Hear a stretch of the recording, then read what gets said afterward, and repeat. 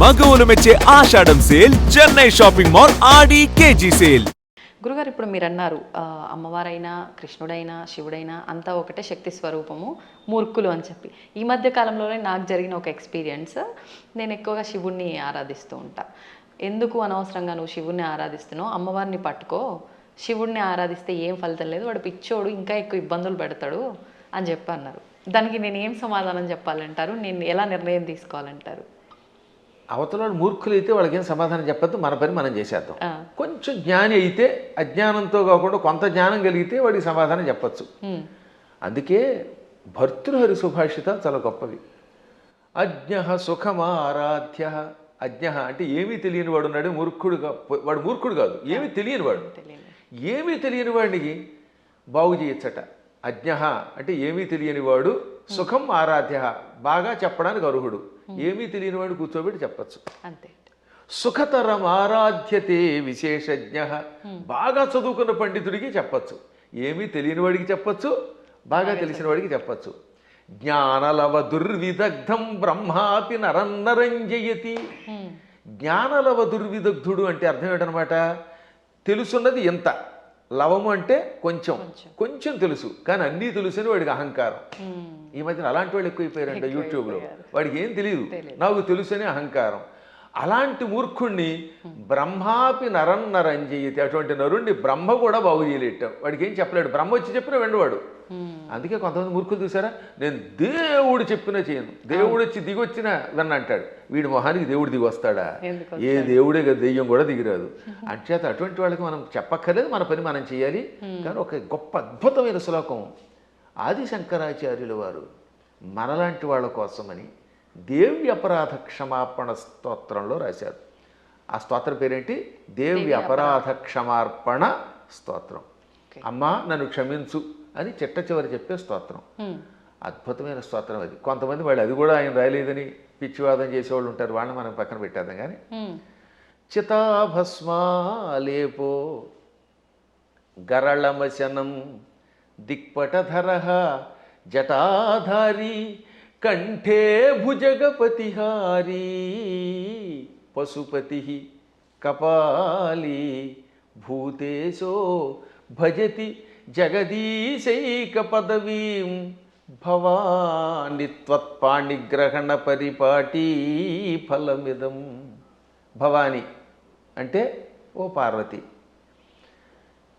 నీ భర్త శివుడి దగ్గర ఏముందమ్మో గొప్పతనం. ఇది ఎంత గొప్పగా ఉంటుంది. ఈ స్తోత్రం చివరిదాకా వినాలి జాగ్రత్తగా.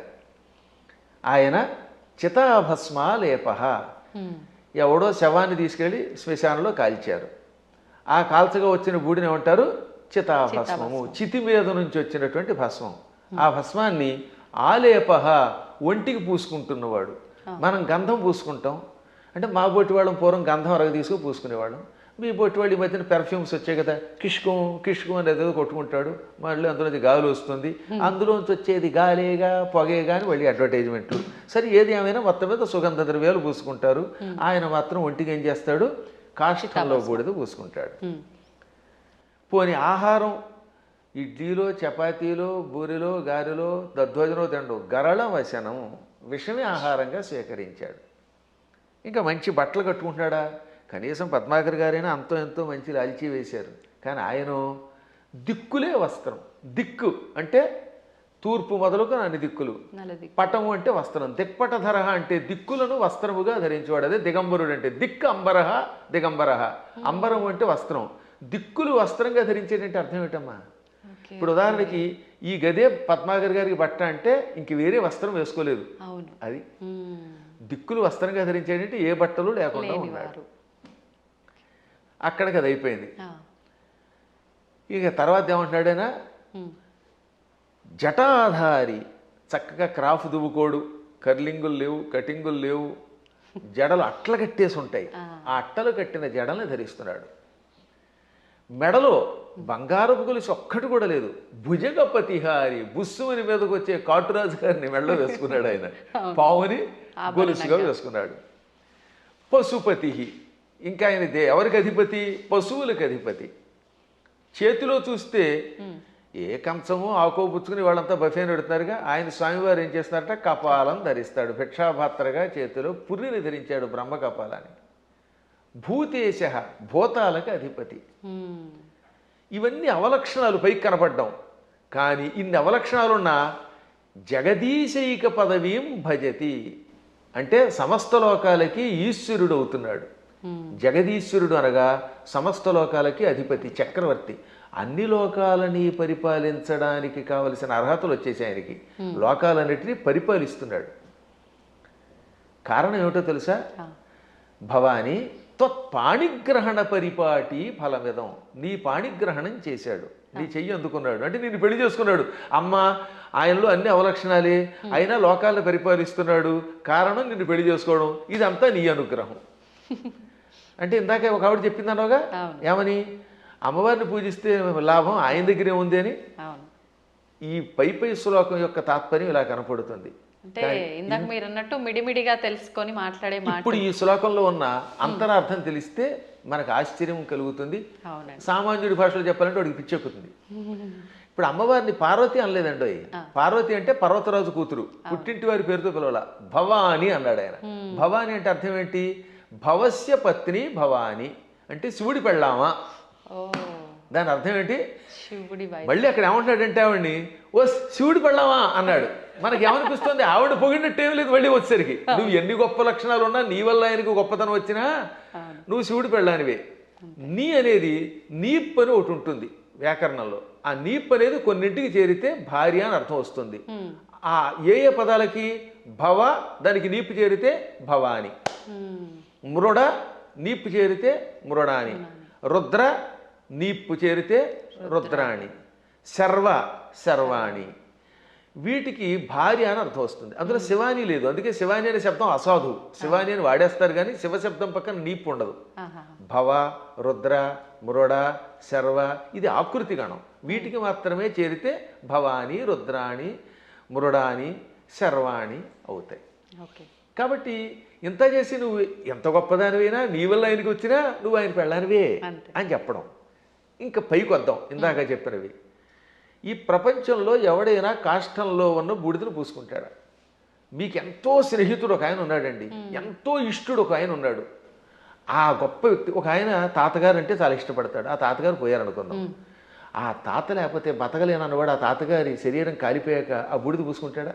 అస్సలు. ఒక్క శివుడు మాత్రమే తన భక్తులు తనను ఉపాసించాక వాడు నా భక్తుడు, వాడు నాకు ఎంతో ఇష్టుడు అని వాడు చావగానే వాడి శరీరాన్ని శ్మశానంలో కాలిస్తే రారా నాయనా అని వాడి బూడిదని ఒంటికి పూసుకుంటున్నాడు. ఆ బూడిద పూసుకోగానే వాడు శాశ్వతంగా కైలాసానికి వెడుతున్నాడు. అంటే ఆ భక్తుడి మీద ఆయనకి ఎంత ఇష్టం. ఈ ప్రపంచంలో ఇంత ప్రేమగా చూసే దేవుడు ఇంకెవడన్నా ఉన్నాడా? ఒకసారి ఆలోచించండి. భక్తుడి యొక్క కాష్టంలో బూడిదని ఒంటి మీద గంధంలా పూసుకునే ఏకైక కరుణామూర్తి శివుడే. ఆయనకి మాత్రమే శక్తి ఉంది, ఇంకెవడో పూసుకోలేడు. పూసుకుంటే చస్తాడు, బ్యాక్టీరియా వచ్చి చచ్చిపోతాడు ముందు. రెండవది గరళ మశనం, పాలసముద్రం చిలికారు. ఈ పాలసముద్రంలో అమృతం వస్తుంది అనుకుంటే మొట్టమొదటి పుట్టింది విషం. భయంకర కాలకోట విషానికి లోకాలన్నీ కాలి బూడిదైపోయాయి. అందులోంచి పొగొచ్చింది.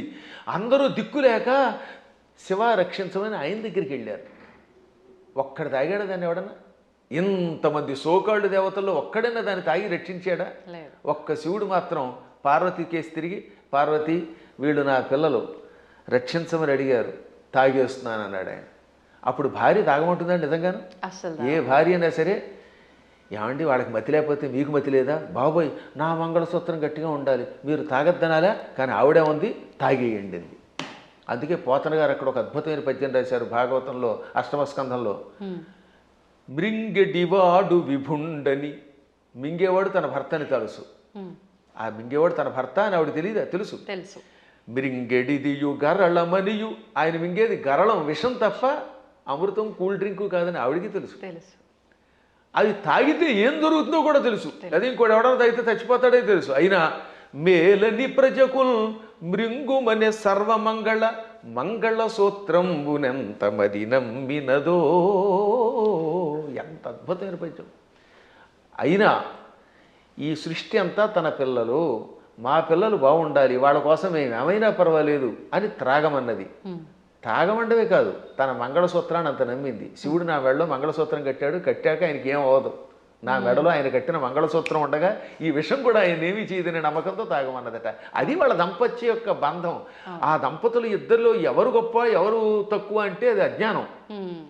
ఈవిడ వల్ల ఆయన, ఆయన వల్ల ఈవిడ. ఇంతకీ ఎందుకు చెప్తున్నానంటే, నేను అంతటి కాలకోట విషమును టక్కన చేతిలోకి తీసుకుని ఇంత నేరేడు పండు ముద్దగా మార్చి మింగాడు ఆయన. మింగడం కూడా కంఠంలో ఎక్కడ పెట్టుకున్నాడు, సరిగ్గా ఈ కంఠం దగ్గర పెట్టాడు. లోపల లోకాలు ఉన్నాయట, బయట లోకాలు ఉన్నాయి. విషం బయట ఉంటే బయట ఉన్న లోకాలని బూడిద చేస్తుంది, కడుపులోకి వెడితే కడుపులో ఉన్న లోకాలు బూడిదైపోతాయి.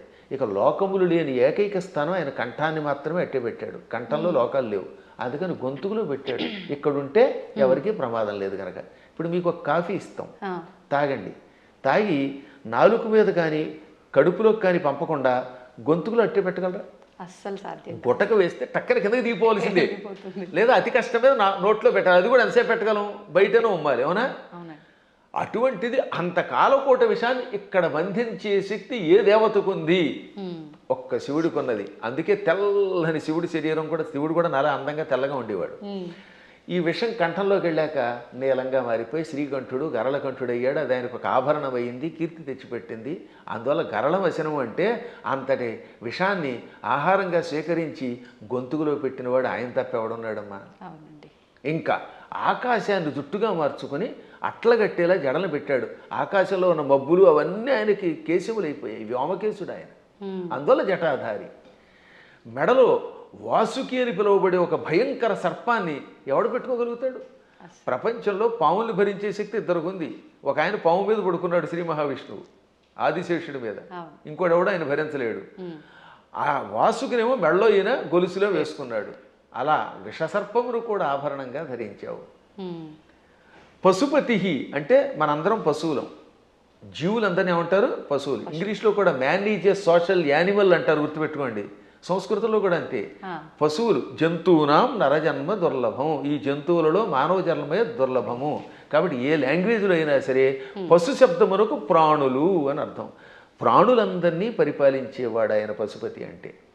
ఇంకా కపాలి, బ్రహ్మ కపాలాన్ని చేత్తో పట్టుకుని బ్రహ్మ యొక్క అహంకారాన్ని నడిచి యావజ్జీవితం చేతిలో పెట్టుకుని అందులో భోజనం పెట్టేవాడు ఎవడు అంటే కపాలి. అంటే ఇన్ని సంపదలున్నా అష్టసిద్ధులున్నా పార్వతి భార్య అయినా భిక్షాపాత్రని చేత ధరించి ఎవడైనా చివరికి భిక్షుకుడే. ఈ ప్రపంచంలో నేను భిక్షుకుడే, నువ్వు భిక్షుకుడివే, ఒకళ్ళనొకళ్ళు యాచించుకోవాలి అని చెబుతున్న మహానుభావుడైన ఒక్కడే. ఇంకా భూతేశ, భూతములు అంటే మీరు అనుకున్నట్టుగా హేహాన్ మీదకి వచ్చే భూతాలు కాదు, పంచభూతాలు. ఈ పృథివ్యాపస్తేజో వాయురాకాశములు, భూమి అగ్ని జలము వాయువు ఆకాశం అనే పంచభూతములు, ఇక ప్రాణులు, వీళ్ళందరికీ అధిపతి. అందుకే ఆయన జగత్తుకి ఈశ్వరుడు అయ్యాడు. అందువల్ల నువ్వేం చేసావు? ఆయన గొప్పతనం గ్రహించి ఆయన కోసం తపస్సు చేసి ఆయనే భర్త అవ్వాలని దగ్గరికి వెళ్ళి పార్వతి అని పేరున్నదానివి భవాని అయిపోయావు, ఆయన భార్యవి. అందుకే ఇప్పటికి కూడా ఇంగ్లీష్ వాళ్ళు మన సంస్కృత సంప్రదాయాల్లో కొన్ని పాటిస్తున్నారు. ఉదాహరణకి పద్మాకర్ గారి భార్య ఉంది, ఆవిడ ఏమన్నా మిసెస్ పద్మాకర్ అంటారా లేదా? అంటారు. రంగవేణి గారిని పిలవకుండా అంటే భవానీలాగా. పార్వతి కాస్త ఆయన భార్య అయ్యాక మిసెస్ శివ అయ్యింది, ఆ మాట భవానీ అన్నాం అంతే టెక్నిక్గా. అంటే ఎంత గొప్ప శక్తి! శివుడి భార్యని అనిపించుకోవడానికి ఇష్టపడుతోంది కానీ నేను పార్వతిని ఫలానా వాళ్ళ పుట్టింటి వారి సంబంధమైందా అని అనిపించుకోవడానికి ఆవిడ ఇష్టపడటం లేదు. ఈ లక్షణాలు ఆయనలో గొప్పవి కాబట్టే ఆయనని నువ్వు వరించావు, నీ వల్ల ఆయన పార్వతీ వల్లభుడయ్యాడు. ఈ విధంగా ఇద్దరు గొప్పవారే. ఇంక చివరిగా దిక్పటధరహ అంటే దిక్కులే వస్త్రములంటే మొత్తం ప్రపంచం అంతా వ్యాపించినవాడు. అది వ్యాపిస్తే కదా బట్ట అయ్యేది. మీరు ఆలోచించండి, తూర్పు పడమర ఉత్తరం దక్షిణం ఆగ్నేయం నైరుతి ఈ వాయువ్యం ఈశాన్యం అని పిలువబడే దిక్కులు పైన కింద ఉన్నవి మనకు బట్ట అవ్వాలంటే మనం అంత శరీరం కలిగిన వాళ్ళు అయ్యి ఉండాలి. ఇప్పుడు నాకు ఈ గది బట్ట అవ్వాలంటే నేను గది అంతా నిండిపోవాలి, అప్పుడే ఈ గదిని నేను బట్టగా ధరించగలను, అవునా? అందువల్ల సర్వవ్యాపకుడు అని అర్థం.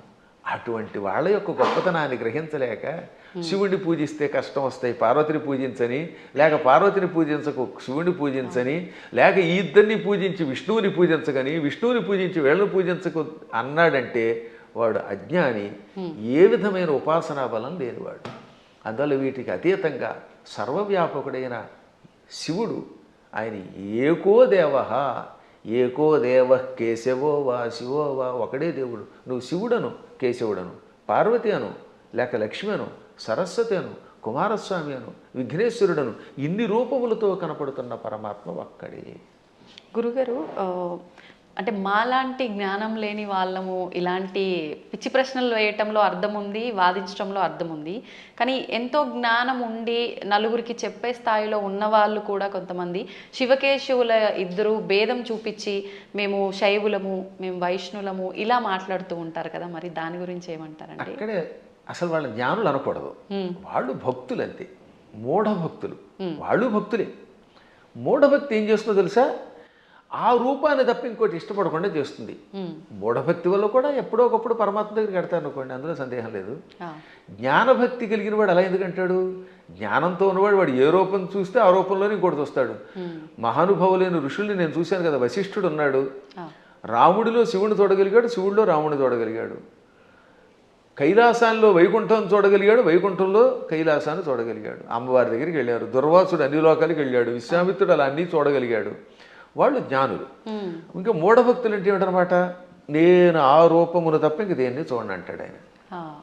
ఆ ఆశ్చర్యం ఏమిటంటే తులసీదాసు గారు తన ఆత్మచరిత్ర రాసుకున్నాడు. ఆయన బృందావనం వచ్చాడు. అక్కడ కృష్ణుడు కనబడగానే కళ్ళు మూసుకున్నట్ట. ఏమి నాయనా నన్ను చూడగానే కళ్ళు మూసుకున్నావు, నన్ను ఎందుకు చూడటం లేదంటే, నేను రామభక్తుడిని, రాముడి తప్పేవాడిని చూడన్నాడు. అప్పుడు ఆ కృష్ణుడు ఏమన్నాడు? రాముడైనా కృష్ణుడైనా నేనే కదా, నువ్వు భాగవతం చదివిన వాడివి, నేను ఎన్నో అవతారాలు ఎత్తానని నీకు తెలుసు కదా అంటే, అన్నీ నాకు అనవసరం, నువ్వే అన్ని రూపాలు, నువ్వే మత్స్య కూర్మాది సమస్త అవతారాలు ధరించావు, అయినా నేను రాముడి తప్ప చూడను, నాకు ఆ కోదండం పుచ్చుకుని ఏకపత్నిరోతుడిగా ఉన్న రాముడే కావాలి, కృష్ణుడు వద్దన్నాడు. అప్పుడు ఆయన నవ్వి రాముడిగా, ఇది కృష్ణ విగ్రహంలో ఉన్న స్వామివారు రాముడిగా దర్శనమిచ్చాక అప్పుడు నమస్కరించాడు. అప్పుడు ఆయన కనువిప్పు కలగజేసి, పిచ్చివాడా, పువ్వులు వేరైనా ఏ పువ్వుతో చేసినా పూజ ఒకటే కదా, అంతే అండి. ఎదురుగుండా నువ్వు ఒక విగ్రహం పెట్టుకున్నావు, ఒక్కోసారి గన్నేరు పువ్వులు, ఒక్కోసారి మందార పుష్పాలు, మరోసారి ఏమో సంపంగులు ఇలా దొరుకుతాయి. ఏ పుష్పంతో పూజ చేసినా పూజ ఒకటే, పువ్వులు వేరైనా పూజ ఒకటే. అలాగే మూర్తులు వేరైనా అందులో ఉన్న చైతన్యం ఒకటే. ఈ మాత్రం జ్ఞానం లేకపోతే నీకు ఎప్పటికీ మోక్షం వస్తుందనగా అప్పుడు పశ్చాత్తాపంతో ఆయన రాముడైనా కృష్ణుడైనా ఒకటే అని హిందీలో ఒక స్తోత్రం రాశాడు.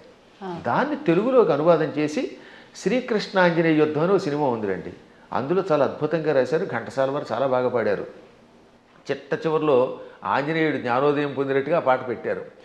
పూలు వేరైనా పూజ ఒకటని నేటికి తెలిసెను ఓ దేవా, రాముడవైనా కృష్ణుడవైనా ఆదిదేవుడవు నీవేనయ్యా, రాముడవైనా కృష్ణుడవైనా ఆదిదేవుడవు నీవేనయ్యా, హరే రామ హరే కృష్ణ హరే రామ హరే కృష్ణ హరే రామ హరే కృష్ణ. అందుకని మన వాళ్ళు హరే రామ హరే కృష్ణ అన్నారు.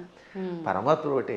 కానీ మూఢత్వం ఉన్నంత వరకు, పూర్వజన్మ యోగం ఒకటి ఉన్నంత వరకు చచ్చిన ఈ సత్యాన్ని వాడు అంగీకరించలేదు. కర్మ. ఏం నదుల్లో కూడా రండి, అదే గంగాజలం, గంగో చోట ఇంకో చోట కృష్ణ, ఓ చోట గోదావరి, మొత్తం మీద నీరే. కొంచెం భేదాలు ఉంటాయి, ఎందుకనంటే ఆ ప్రాంతాన్ని బట్టి, మూలికలు బట్టి. గంగ గంగే, ఇంకో దక్షిణ గంగ గంగే. కానీ వీటిలో ఎన్ని కొలుస్తున్నాయి? మనం కూడా అలాగే మూర్తులలో ఉన్నప్పుడు ఆ భేదాలను బట్టి ఒక్కొక్క రూపంలో ఒక్కొక్క పని చేస్తాడు. కానీ చిట్ట చివరికి వచ్చేసరికి అన్నీ ఒకటే. కృష్ణుడు చెప్పాడా లేదా? చిట్ట చివరికి నేనే అన్నాడు ఆయన. భగవద్గీతలో విభూతి యోగంలో ఎవరెవరిలో ఏ విభూతి ఉందో అది నేనని చెప్పాడు ఆయన. యద్యద్విభూతివత్సర్వం తత్తదూర్జితమేవవా, ఎవరెవరిలో ఏ శక్తులున్నాయో నావే అని చెప్పడానికి వరుసగా చెప్పుకొచ్చాడు అనమాట. మృగాణాంచ మృగేంద్రోహం, జంతువులలో సింహాన్ని నేను, మృగాలలో సింహాన్ని నేను, వైనతేయశ్చ పక్షిణాం, పక్షులలో గరుత్మంతుణ్ణి నేను, ప్రహ్లాదశ్చాపి దైత్యానాం, రాక్షసులలో ప్రహ్లాదుణ్ణి నేను, అలా కవులలో ఉసినసుణ్ణి అంటే శుక్రాచార్యుణ్ణి నేను, బుద్ధిమంతులలో బృహస్పతిని నేను. చివరికి బృహస్పతి శుక్రుడు కూడా ఆయనే. అలాగే శంకరశ్చాపి రుద్రాణం, ఏకాదశి రుద్రుల్లో శంకరుణ్ణి నేను. అర్థమైందా? చివరికి శివుడు కూడా నేనే. శివుడు కూడానే. ఆ విధంగా సమస్తం నేనే. కాబట్టి ఆయన కానిదంటూ ఏమీ లేదు. గురుగారు, భగవంతుడు ఇప్పుడు ఇన్ని రూపాల్లో ఉన్నాడు. శివుడైనా విష్ణువైనా భేదమే లేదు. కానీ విష్ణుమూర్తి అవతారాలలోనే కొన్ని అవతారాలలో, దశావతారాలలో రాముడు కృష్ణుడు కూడా ఆయన అవతారమే. కానీ వాళ్ళు దేవుళ్ళు కాదు, మానవులు. వాళ్ళు దేవుళ్ళు అనకూడదు, ధర్మానికి ప్రతిరూపాలుగా మనం భావించాలి అని అంటూ ఉంటారు. దాన్ని ఎలా తీసుకోవచ్చు అంటారు? ఇది ఒక పెద్ద సమస్య అని చెప్పాను కదా. ఈ పెద్ద ఎవడికి వాడు మేధావి అయిపోవడం వల్ల వచ్చిన పని. భగవంతుడు శ్రీ మహావిష్ణువు 22 అవతారాలు ఎత్తాడు. ఎన్ని? 22. ఈ 22లో 21 అవతారాలు అంశ అవతారాలు అంటారు. ఒక్క అవతారం పరిపూర్ణ అవతారం. సనక సనందనాదులు, వృషభావతారము, కపిలావతారము, పరశురామావతారము, వేదవ్యాసావతారము, ఇవన్నీ అంశ అవతారాలు. వాటిలో ఈ మత్స్యావతారం, కూర్మావతారం, వరాహావతారం, నరసింహావతారం, రామావతారం, ఇది పరశురామావతారం, ఇవన్నీ కూడా. ఒక్క కృష్ణుడు మాత్రం సంపూర్ణ అవతారం. కాబట్టి అందరూ అనుకున్నట్టుగా 10 కాదు అవతారాలు. భాగవతంలో ప్రారంభంలోనే ఉంటుంది, ప్రథమ స్కంధంలో 22 అవతారాలు చెబుతూ అందులో 21 అవతారాల్ని ఏతే చాంస కళా పుంస ఏతే చ అంశ కళా పుంస కృష్ణస్తు భగవాన్ స్వయం. 21 అవతారాలు అంశావతారాలు, అంశ కళలు. ఒక్క కృష్ణుడు మాత్రం పరిపూర్ణ అవతారం. అందుకే కృష్ణస్తు భగవాన్ స్వయం. ఒక్క రామావతారంలో నేను మానవుణ్ణి అని ఆయన అనకపోతే రావణుడిని చంపలేడు. ఎందుకని మానవుడి చేతిలో వాడు చస్తాడు కనుక. అందుకని ఆయనకి తెలియదు లోపల ఆయన పరమాత్మని. ఆయనకి తెలియకపోతే ఇన్ని పనులు ఎలా చేసాడండి? ఎంతమందికి శాప విముక్తి కలగజేశాడు, ఎంతమందిని వైకుంఠానికి పంపించగలిగాడు. కానీ పైకి చెప్పకూడదు. అందువల్ల పరమాత్మ నటించాలి లోపల. అందుకని మర్యాద పురుషోత్తముడుగా ఆత్మానం మానుషం మన్యే రామం దశరథాత్మజం. దేవతలంతా చిట్ట చివర వచ్చి ఏది రావణవధ అయిపోయాక నువ్వు విష్ణువు అంటే మీరేదో విష్ణువు అంటున్నారు, అదిని పొగుడుతున్నారు, నాకు తెలియట్లేదు. నేను మాత్రమే అనుకుంటున్నాను, నన్ను నేను మానవుడు అనుకుంటున్నాను. ఆత్మానం అంటే నన్ను మానుషం మన్యే, మనిషిగా భావిస్తున్నాను. మన్యే అంటే భావిస్తున్నాను, అనుకుంటున్నాను. పైగా ఎవరట? రామం దశరథాత్మజం, దశరథుడు కొడుకేని రాముడు అనుకుంటున్నాను. మీరెవరో అంటున్నారంటే అప్పుడు శివుడు వచ్చామన్నాడు. అక్కడ భలే చెప్తాడండి వాల్మీకి. షడర్థ నయన శ్రీమాన్ అన్నారు శివుణ్ణి. ఏమన్నారు? షడర్థ నయన. అసలు ఇటువంటి పదాలు వాల్మీకి తప్ప ఎవరు రాయలేరు, కవులు కాబట్టి బాగా రాస్తారు. నయన అంటే కళ్ళు కలిగినవాడు. షట్ అంటే అన్ని 6, అందులో అర్ధ అంటే అంత సగం. షడర్ధనైన అంటే 6లో సగం 3 కళ్ళు కలిగిన బట్ట త్రినేత్రుడ. ఎంత త్రినేత్రుడు అనడానికి ఎంత చమత్కారం చేయాలి, బలి పెడతాడు కదా. అదే కవుల యొక్క చమత్కారం. అందువల్ల కవుల చమత్కారం తెలియక రామాయణం అర్థం కాక ఏదో పిచ్చివాగుడు అవుతారు. కానీ షడర్ధనైన అండంలో అర్థం ఏంటో తెలుసా? 6ని 3గా చేశాడు, 6 శత్రువుల్ని 3గా చేశాడు. ఆ 3ంటిని సూర్యచంద్రులు అగ్నిగా మార్చి కళ్ళుగా పెట్టుకున్నాడు. వీటిల్లో సూర్యుడు స్వయం ప్రకాశకుడు, చంద్రుడు సూర్యుడు యొక్క కాంతి సేకరించి చల్లదనం ఇస్తాడు. ఈ 3 ఆయన దేన్నైనా భస్మం చేస్తాడు. అంటే కామక్రోధ లోభమోహ మదమాత్సర్యాలనే శత్రువుల్ని 3 ముద్దలు చేసి ఈ 3 ముద్దల్ని కూడా ప్రజలకి త్రిగుణముల రూపంలో ఇచ్చి త్రిగుణములతో కూడిన ప్రజల్ని త్రిగుణాతీతుల్ని చెయ్యగలిగే శ్రీమాన్ సంపదలు కలిగిన వాడు శివుడు. అసలు శివుడి యొక్క వైభవాన్ని, దాని గురించి ఇప్పుడు మీకు ధర్మ సందేహాల్లో కాబట్టి క్లుప్తంగా చెబుతున్నాను. కానీ దీనికి ఎంతో వ్యాఖ్య చేయొచ్చు. అటువంటి శివుడు, నాయన నువ్వు సాక్షాత్తు విష్ణువువి, దేవతలంతా ప్రార్థించటం వల్ల రాముడిగా అవతరించి దుష్ట శిక్షణ శిష్టరక్షణ చేసావు తప్ప సామాన్యుడు కాదు అని చెబితే దశరథుడు మళ్ళీ వచ్చి ఆయన్ని స్తుతించాడు, బ్రహ్మాదులు స్తుతించారు. అప్పుడు అర్థం అవట్లేదా ఆయన సాక్షాత్తు స్వామిని? కాబట్టి అవేమో ఏదో మానవ అవతారాలు అంటే ఎలా ఒప్పుకుంటాం? మానవుడిగా అవతరించి మానవుడిగా నటించి ధర్మమును లోకమునికి ఇచ్చిన ఆది విష్ణువు. అది మర్చిపోకూడదు మనం. మళ్ళీ మనకి ఇలాంటి అనుమానాలు మనకి రాకుండా, రాముడు నేను మానవుడన్నా మనకు అనుమానం రాకుండా ఉండడానికి శివుడు మొదలైన వాళ్ళకే చెప్పించాడు. చిట్ట చివర పట్టాభిషేకంలో ఏం చెప్పాడు వాల్మీకి? ఆదిదేవో మహాబాహు హరిర్నారాయణ ప్రభు సాక్షాద్ రామో రఘుశ్రేష్ఠ శేషో లక్ష్మణ ఉచ్యతే. ఇది పట్టాభిషేకంలో చిట్ట చివరి శ్లోకాలు. ఆదిదేవుడు, మహావీరుడు, సాక్షాత్తు విష్ణువు, ఆయనే రాముడిగా పుట్టుకొచ్చాడు. ఆయన విశేషణాలు: ఆదిదేవ, మహాబాహు, సాక్షాత్ నారాయణ ప్రభు, రామ రఘుశ్రేష్ఠ. ఎన్ని విశేషణాలు చూడండి. మళ్ళీ మళ్ళీ ఆ శ్లోకాలు ఒకటి 2 సార్లు వినాలి. ఆదిదేవో మహాబాహురు హరిరి నారాయణ ప్రభు సాక్షాత్ రామ రఘుశ్రేష్ఠ. ఆదిదేవుడు, మహాబాహుడు అంటే పరాక్రమవంతుడు, హరి నారాయణుడు, సమస్త లోకాలకి ప్రభువు, ఆయనే సాక్షాత్తు రాముడు. శేష లక్ష్మణ ఉచ్యతే, ఆదిశేషుడే లక్ష్మణుడు అని పిలువబడ్డాడు. కాబట్టి ఇంకెక్కడ స్పష్టమైపోయిందా? అయినా సరే రాముడు కాదు ఉట్టి మనిషి అంటాడు అనుకోండి, అది వాడి కర్మ. గడ్డి పరకలు తినేవాళ్ళు అలాంటి మాటలు మాట్లాడతారు, అజ్ఞానంతో మాట్లాడేవాళ్ళు అలా మాట్లాడతారు. కానీ మనకి తెలుసు, అందుకే రామనామాన్ని ఎప్పటికి కూడా మనం స్మరించి గుడి కట్టి పూజిస్తున్నాం. అందువల్ల ఆయన ఏం చేశాడు, ఎలా చేశాడో తెలుసుకోవాలి, రాముడిలాగా నడుచుకోవడానికి ప్రయత్నించాలి. ఇంకా కృష్ణుడు చెప్పడమే ప్రారంభంలోనే విశ్వరూపంతో పుట్టుకొచ్చాడు. అసలు పుట్టడమే విశ్వరూపం. ఆ తర్వాత వెళ్ళి చిన్నపిల్లవాడు ఎన్నో లీలలు, అణువణువునా లీలలే. ఎన్ని చూపించాడో లీలలు లెక్కలేదు. ఒకసారి ఏమో మామూలుగా నేను చిన్నపిల్లాడిని అంటాడు, నాకు పెద్దవాళ్ళు మీరు దండం పెట్టడం ఏమిటంటాడు అని వెంటనే గోవర్ధన పర్వతం ఎత్తుతాడు. ఇది అక్రూరుడు వచ్చాడులేండి. అక్రూరుడు రాగానే, అక్రూరా నేను 8 ఏళ్ల బాలుణ్ణి, నువ్వేమో 40 ఏళ్ల వాడివి, నువ్వు పెద్దవాడివి, నాకు నమస్కారం చేయటం ఏమిటి అనగానే కాసేపు ఆయన భ్రమలో పడ్డాడు. వెంటనే వెళ్ళి యమునా నదిలో తన విశ్వరూపం చూపించాడు. వెంటనే తాను మరిచిపోయి స్తోత్రం చేసి, నేను పెద్దాడిని ఏంటి, నువ్వు పిల్లవాడు ఏమిటి, సమస్త లోకాలకి నువ్వే తండ్రి బాబోయ్ అన్నాడు ఆయన. ఇన్ని లీలలు చూపించిన పరమాత్ముడు. ఇటువంటి వాళ్ళు మనుషులు అంటే ఆ అన్నవాళ్ళ యొక్క విచక్షణ వదిలేయాలి తప్ప ఇంక మనం ఏం అనలేమంతే. గురుగారు, అంటే ఇది అంటే మూర్ఖంగా ఉంటుందేమో ప్రశ్న, కానీ మీరు ఇప్పుడు చెప్పిన దాంట్లోంచి నాకు అనిపించింది, అంటే ఆయన భగవంతుడే మానవుడిగా ఉండి మానవుడిగా నటించి ఆయన చేయాల్సిన కార్యం చెయ్యాలి అని చెప్పి, అంటే ఒక రకంగా ఇక్కడ వాళ్ళ అసలుని దాచేసి ఇంకో రూపంలో వచ్చి కార్యాన్ని నిర్వర్తించాలి అక్కడ. మోసం చేసినట్టేనేమో, అంటే మన మానవుల భాషలో భగవంతుడే మోసం చేశాడు, మరి నేనెందుకు చేయకూడదు, నేను మోసం చేస్తే తప్పంటారు, ఇది అధర్మం అంటారు అనొచ్చు కదండి, దానికి ఏం చెప్తారు? ఇప్పుడు మీరు మోసం చేశారు అనుకుందా, కాసేపు ఎవరిదో బ్యాంక్ అకౌంట్లో హ్యాక్ చేసి డబ్బులు లాగేశారు, అందుకే ఈ మధ్య నా అకౌంట్లో ఎవరికి ఇవ్వట్లేదులేండి. ఇప్పుడు ఇచ్చిన డబ్బుని మళ్ళీ మీరు రెట్టింపు ఇవ్వగలరా?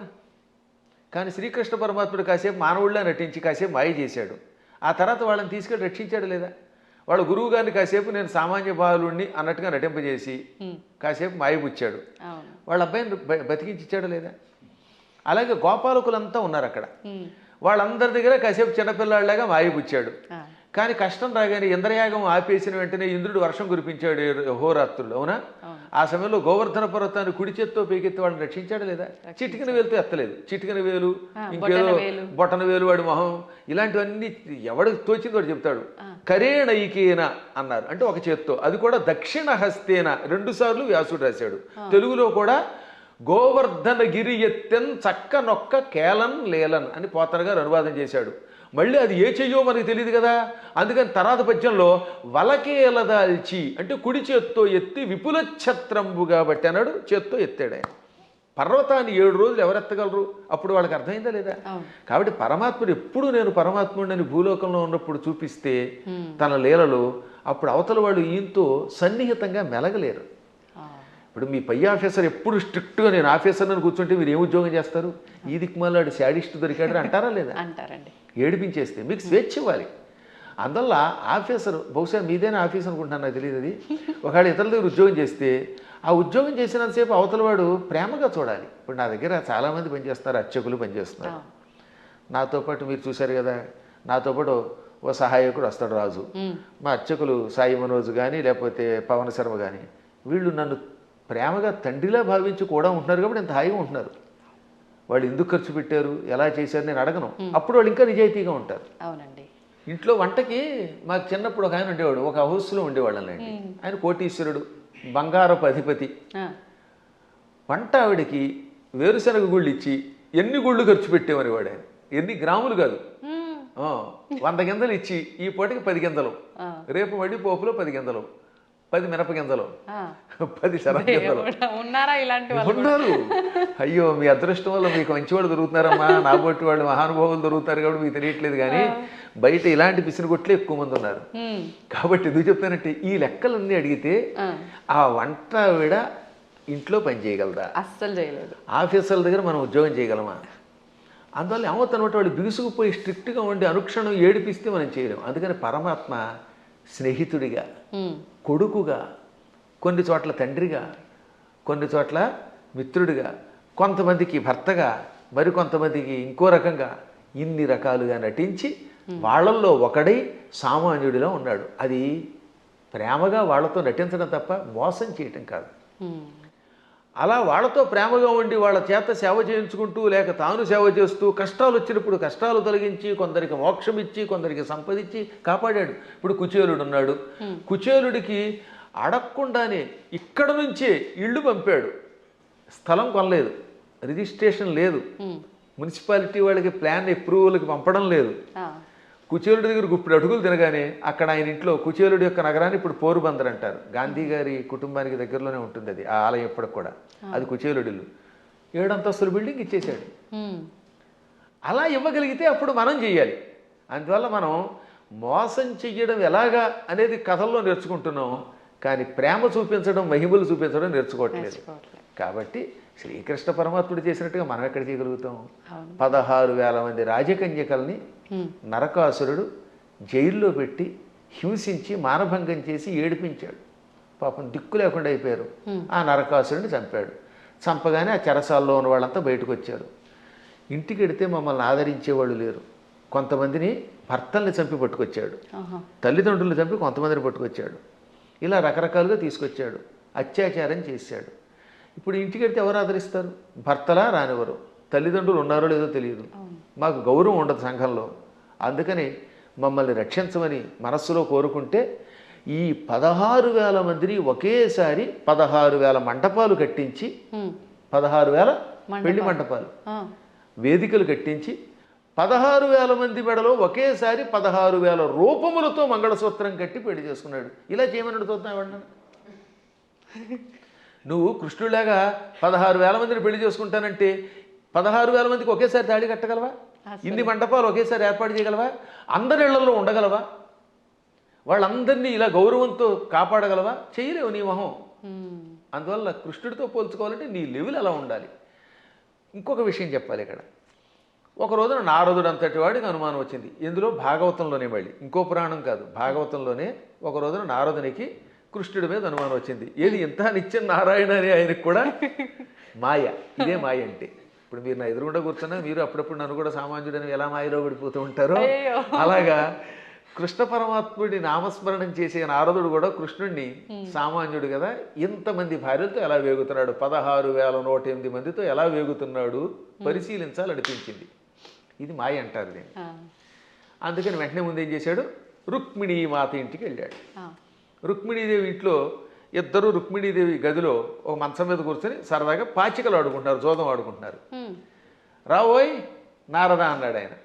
ఓ నమస్కారం చేసి, ఇప్పుడు రుక్మిణి దగ్గర ఉన్నాడు కదా, ఇక్కడ నుంచి రెండో భార్య జాంబవతి దగ్గరికి వెడదాం. రెండో ఆవిడ జాంబవతి, 3 సత్యభామ. ఎందుకని? శమంతకమణిని తీసుకురావడానికి వెళ్ళింది ముందు జాంబవతి దగ్గరికి. జాంబవతిని పెళ్లి చేసుకుని వచ్చాక ఆ తర్వాత సత్రాజిత్తుకి మణిస్తే 3వ భార్య సత్యభామ అయ్యింది. ఇప్పుడు ఏం చేశాడు? రెండో భార్య దగ్గరికి వెళ్ళాడు. అక్కడ కృష్ణుడు కనపడలేదు, జాంబవతి కనపడింది. అమ్మ జాంబవతి, ఈ కృష్ణుడు ఉన్నాడే ఆ రుక్మిణి దగ్గర అనేదో చెప్పబోతూ ఉంటే, ఏమిటి మహర్షి చెబుతున్నారు మావిడికి అని ఆవిడ పక్క నుంచి వచ్చేసాడు ఈయన. మా ఆయన ఇప్పటిదాకా నా పక్కనే ఉన్నాడు, నాకు జడేస్తున్నాడు, నువ్వేదో రుక్మిణి అంటున్నావు ఏమిటంది. అబ్బాయి లేదమ్మా, రుక్మిణి దగ్గరికి వెళ్లకుండా నీ దగ్గరికి వచ్చాడని చెప్పబోతున్నానని మాట మార్చి ఇక్కడి నుంచి సత్యభామ దగ్గరికి వెళ్ళాడు. అమ్మ సత్యభామ, నీకెన్ని కష్టాలు వచ్చాయి అనబోతూ ఉండగా, సత్యభామ ఏం కష్టాలు వచ్చాయి? మా ఆయన నాకు వంట చేసి పెడుతున్నాడు అండి. ఆ లోపల వంట చేసి పెడుతున్నాడు. ఇలా ఈయన రుక్మిణి, జాంబవతి, సత్యభామ, కాళింది, నాగ్నజితి, లక్షణ, సుదంత, భద్ర, ఈ 8 మంది పట్టమహిషులు, ఇంకా మిగిలిన 16,100 మంది. ఈ 8తో కలిసి 16,108. అందరి పేర్లు చెప్తాను. ఓ ఏడాది పడుతుంది మరి మీకు రాసుకోగలనండి వరసగా. వాళ్ళందరి పేర్లు నాకు తెలుసు, కంఠస్థం కూడా చేశాను. ఎవరికైనా ఓపిక ఉంటే ఓ ఎపిసోడ్ అంతా వాళ్ళ పేర్లు అలా చెప్పుకుంటూ వెళ్ళిపోతాను. ఒక్కొక్కళ్ళ పేర్లు 2 సుకేసిని, కేసిని, మంజస, సమంజస, పుంజస, ఇలా రకరకాల పేర్లు కొన్ని రిపీట్ అవుతూ ఉంటే కొద్ది తేడా ఉంటాయి. ఇంతమంది ఇళ్లల్లోనూ ఈ నారదుడు వెళ్ళడం, ఒక ఇంట్లో పాలు పితుకుతూ, ఓ చోట పాయసం చేస్తూ, ఓ చోట కాళ్ళు ఒత్తుతూ, ఓ చోట ఏమో ఇంకోటి చేస్తూ, ఓ చోట ఏమో ఇల్లు తుడుస్తూ, ఓ చోట సరదాగా ఆడుతూ పాచికలు ఆడుతూ, ఓ చోట ఏమో ఇంకో బంతి ఆడుతూ, అన్ని చోట్ల కనబడ్డాడు. పిచ్చెక్కిపోయింది నారదునికి. అంతే కదా మరి. ఇది భాగవతంలో నారదుడు కృష్ణుని పరీక్షించుట అనే ఘట్టంతో రాశారు భాగవతంలో. అప్పుడు ఆయనకి జ్ఞానోదయమై, నేను నిరంతర హరినామస్మరణం చేసిన వాడిని, నారాయణుడు సర్వాంతర్యామని తెలుసు. అసలు విష్ణువు అనే శబ్దం మనకు అర్థం ఏమిటి? వ్యాపకశీలత్వాత్ విష్ణు, అంతటా వ్యాపించి నిండి ఉన్నవాడు గనక విష్ణువు అని పేరు. ఆయన భక్తుణ్ణి ఆయన ఎక్కడున్నాడు, అక్కడున్నాడా లేదా అని పరిశీలించడం ఏమిటి అని అజ్ఞానంలో పడ్డానని గ్రహించి వెంటనే కాళ్ళ మీద పడి స్తోత్రం చేస్తాడు. అంటే నారదునికే మాయ కలిగితే ఇక మనకి రావడంలో ఆశ్చర్యం ఉంది. కాబట్టి అన్ని చోట్ల ఉంటాడు ఆయన.